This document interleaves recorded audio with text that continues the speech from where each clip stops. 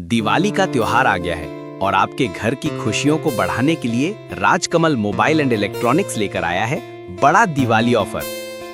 यहाँ आपको मिलेंगे सभी कंपनी के मोबाइल फोन्स जैसे iPhone, Vivo, Oppo, Samsung, OnePlus और वो भी आसान किस्तों में।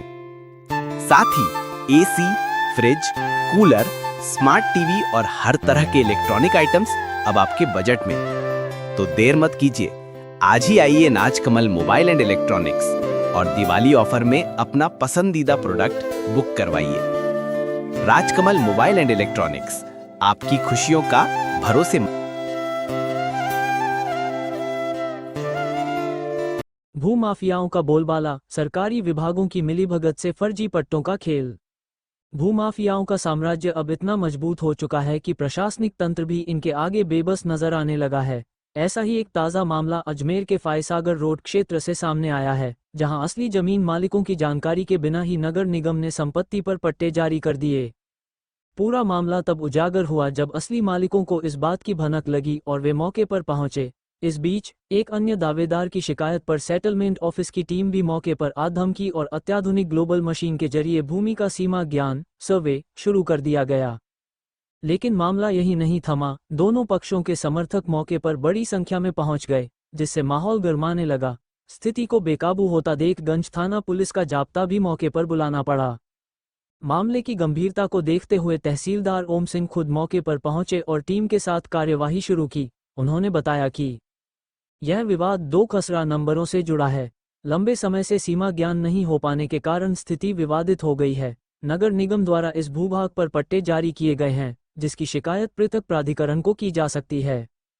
वहीं वादी मुकेश जिंदल और धर्मेंद्र यादव ने नगर निगम पर गंभीर आरोप लगाते हुए कहा कि बिना किसी जांच और वास्तविक मालिकों की सहमति के ये पट्टे जारी किए गए हैं। ये सब मिलीभगत का खेल है जिसमें आम आदमी पिस रहा है।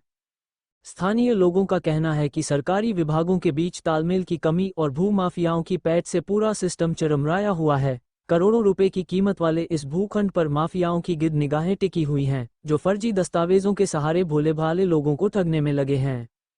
याद रहे, इसी क्षेत्र में कुछ समय पहले हुए एक अन्य भूमि विवाद में पुलिस ने 11 आरोपियों को गिरफ्तार किया था। वहीं विवाद में घायल संपत्ति व्यवसायी मनोज ननकानी का एक पैर काटना पड़ा था। स्थानीय लोग अब प्रशासन से मांग कर रहे हैं कि इस पूरे प्रकरण की उच्चस्तरीय जांच हो और भूमाफियाओं व भ्रष्ट अफसरों पर कड़ी कार्रवाई की जाए।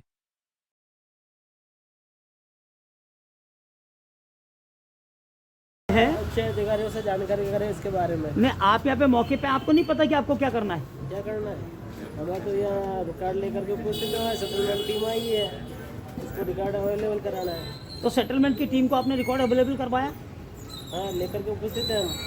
अब क्या स्थिति है? स्थिति तो सेटलमेंट वाले जाना। किसके कहने से सेटलमेंट की टीम को बुलवाया गया? आप अधिकारियों से जानकारी करें। तो आप कुछ बताने के लिए तैयार नहीं है? कलेक्टर साहब के ऑर्डर कब मिले थे आपको और किस भूमि का नाप करने आए थे?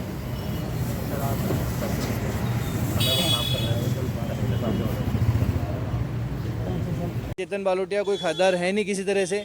वो बालोटिया जी जाके अपने आवेदक करके और आदेश सेटलमेंट से ला के सीमा ज्ञान करा रहे हैं, जबकि हमारा सीमा ज्ञान अभी तक पूर्व में सरकारी विभागों के अंदर अभी भी पड़ा हुआ है। वो सीमा ज्ञान नहीं हुआ है कि हमने जो चाहा वही सीमा ज्ञान नहीं हुआ है, तो किसी और का सीमा ज्ञान कैसे करने पहुंच गई है? उसके लिए सीमा ज्ञान के लिए माननीय कलेक्टर महोदय ने भी लिखा है, तब भी पटवारी और तहसीलदार जी ने मिलकर उस रिपोर्ट को गोलमोल दी गई है, जब भी सीमा ज्ञान नहीं हो रहा है। को लेकर क्या सीएम पोर्टल पर भी आपकी तरफ से कोई शिकायत दर्ज है या कोई नहीं, कार्रवाई की गई? सीएम पोर्टल पे तो नहीं है, लेकिन हाँ पुलिस में एफआईआर दर्ज है एक, उसी के ऊपर छानबीन चल रही है। जो 2019 से केस पेंडिंग है उस पर भी सीमा ज्ञान नहीं हो पा रहा है, और इनके 2 दिन की एप्लीकेशन में सीमा ज्ञान के लिए टीम आ गई है। और जबकि सर ये जो पूरा विवाद क्या था, किस तरह से निस्तारण किया जा रहा है इस पूरे विवाद का? देखिए, यहाँ 2 खसरे हैं, एक 1399 है, एक 1398। 1398 का विवाद पूर्व से चल रहा है, उसमें तरमीम का इशू लेकर कुछ है, तो उसके लिए टीम भी पूर्व में गठन की गई थी,